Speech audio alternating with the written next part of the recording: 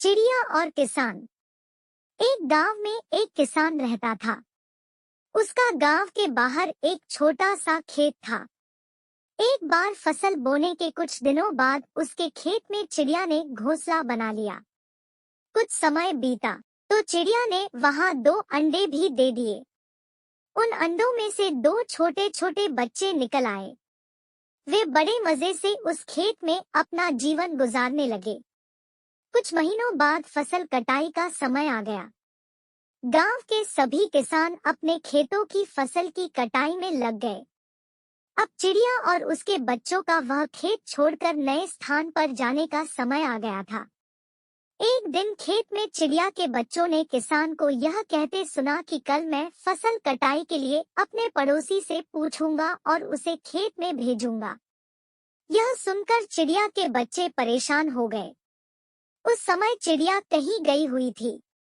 जब वह वापस लौटी तो बच्चों ने उसे किसान की बात बताते हुए कहा, माँ, आज हमारा यहाँ अंतिम दिन है। रात में हमें दूसरे स्थान के लिए यहाँ से निकला होगा।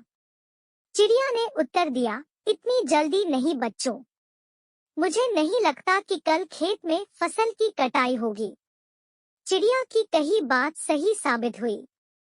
दूसरे दिन किसान का पड़ोसी खेत में नहीं आया और फसल की कटाई न हो सकी। शाम को किसान खेत में आया और खेत को जैसे का तैसा देख बुदबुदाने लगा कि ये पड़ोसी तो नहीं आया। ऐसा करता हूँ, कल अपने किसी रिश्तेदार को भेज देता हूँ। चिड़िया के बच्चों ने फिर से किसान की बात सुन ली और परेशान हो गए। जब चिड़िया को उन्होंने ये बात बताई तो वह बोली, तुम लोग चिंता मत करो, आज रात हमें जाने की जरूरत नहीं है। मुझे नहीं लगता कि किसान का रिश्तेदार आएगा।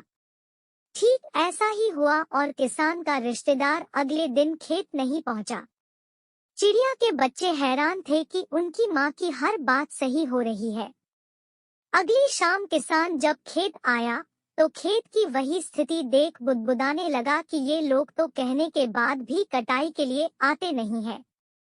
कल मैं खुद आकर फसल की कटाई शुरू करूंगा। चिड़िया के बच्चों ने किसान की ये बात भी सुन ली। अपनी माँ को जब उन्होंने ये बताया तो वह बोली, बच्चों, अब समय आ गया है ये खेत छोड़ने का। हम आज रात ही ये खेत छोड़कर दूसरी जगह चले जाएंगे। दोनों बच्चे हैरान थे कि इस बार ऐसा क्या है जो माँ खेत छोड़ने को तैयार है। उन्होंने पूछा तो चिड़िया बोली, बच्चों, पिछली 2 बार किसान कटाई के लिए दूसरों पर निर्भर था। दूसरों को कहकर उसने अपने काम से पल्ला झाड़ लिया था, लेकिन इस बार ऐसा नहीं है। इस बार उसने यह जिम्मेदारी अपने कंधों पर ले ली है, इसलिए वह अवश्य आएगा। उसी रात चिड़िया और उसके बच्चे उस खेत से उड़ गए और कहीं और चले गए। सीख: दूसरों की सहायता लेने में कोई बुराई नहीं है, किंतु यदि आप समय पर काम शुरू करना चाहते हैं और चाहते हैं कि वह समय पर पूरा हो जाए, तो उस काम की जिम्मेदारी स्वयं लेनी होगी।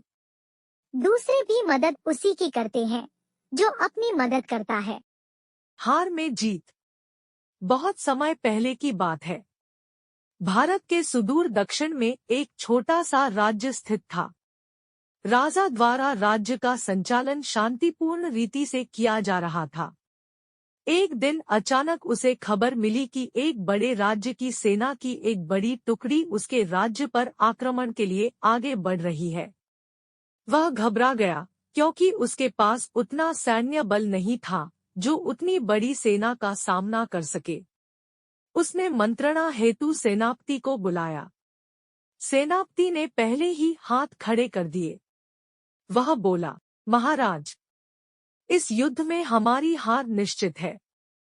इतनी बड़ी सेना के सामने हमारी सेना टिक नहीं पाएगी, इसलिए इस युद्ध को लड़ने का कोई औचित्य नहीं है।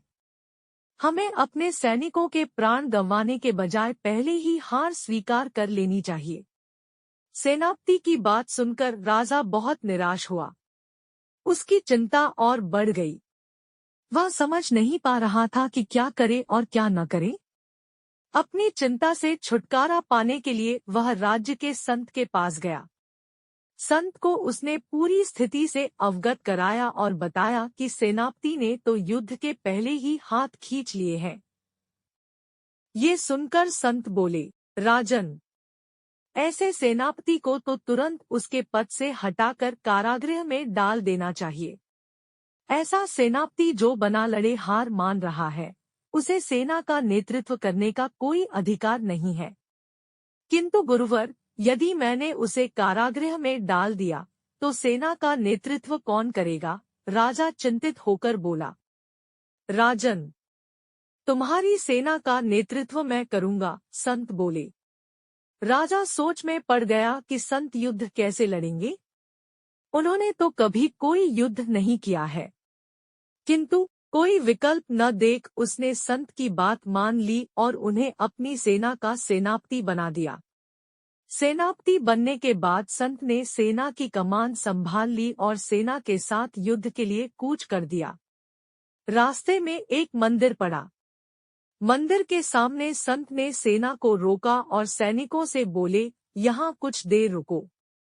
मैं मंदिर में जाकर ईश्वर से पूछकर आता हूँ कि हमें युद्ध में विजय प्राप्त होगी या नहीं।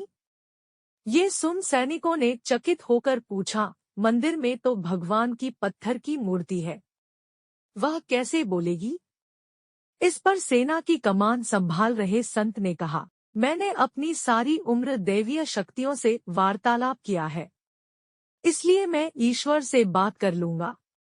तुम लोग यहीं रुककर मेरी प्रतीक्षा करो। यह कहकर संत मंदिर में चले गए। कुछ देर बाद जब वे वापस लौटे तो सैनिकों ने पूछा, ईश्वर ने क्या कहा? संत ने उत्तर दिया, ईश्वर ने कहा कि यदि रात में इस मंदिर में प्रकाश दिखाई पड़े तो हमारी विजय निश्चित है। पूरी सेना रात होने की प्रतीक्षा करने लगी। रात हुई तो मंदिर में उन्हें प्रकाश दिखाई पड़ा। ये देख सेना खुशी से झूम उठी। उन्हें विश्वास हो गया कि अब वे युद्ध जीत लेंगे। उनका मनोबल बढ़ गया और वे जीत के मंसूबे से युद्ध के मैदान में पहुंचे। युद्ध 21 दिन चला। सैनिक जीजान से लड़े। फलस्वरूप उनकी विजय हुई। विजयी सेना के वापस आते समय फिर वही मंदिर पड़ा। तब सैनिकों ने संत से कहा कि ईश्वर के कारण हमारी विजय हुई है, आप जाकर उन्हें धन्यवाद दे आएं। संत ने उत्तर दिया, इसकी कोई आवश्यकता नहीं है। यह सुन सैनिक कहने लगे, आप कितने कृतघ्न हैं। जिस ईश्वर ने मंदिर में रोशनी कर हमें जीत दिलाई, आप उनका धन्यवाद भी नहीं कर रहे। तब संत ने उन्हें बताया, उस रात मंदिर से आने वाली रोशनी एक दिए की थी और वह दिया मैं वहां जलाकर आया था। दिन में तो वो रोशनी दिखाई नहीं पड़ी, किंतु रात होते ही दिखाई देने लगी। दिए की रोशनी देखकर तुम सबने मेरी बात पर विश्वास कर लिया कि युद्ध में विजय हमारी होगी। इस तरह तुम सबका मनोबल बढ़ गया और तुम जीत के विश्वास के साथ युद्ध के मैदान में गए और असंभव लगने वाली विजय तुमने प्राप्त की। सीख 1, खुद पर विश्वास रखें और परिश्रम करते रहें। विश्वास की विजय होगी। 2, हमारी सोच ही आगे चलकर वास्तविकता का रूप लेती है, इसलिए अपनी सोच पर ध्यान दें।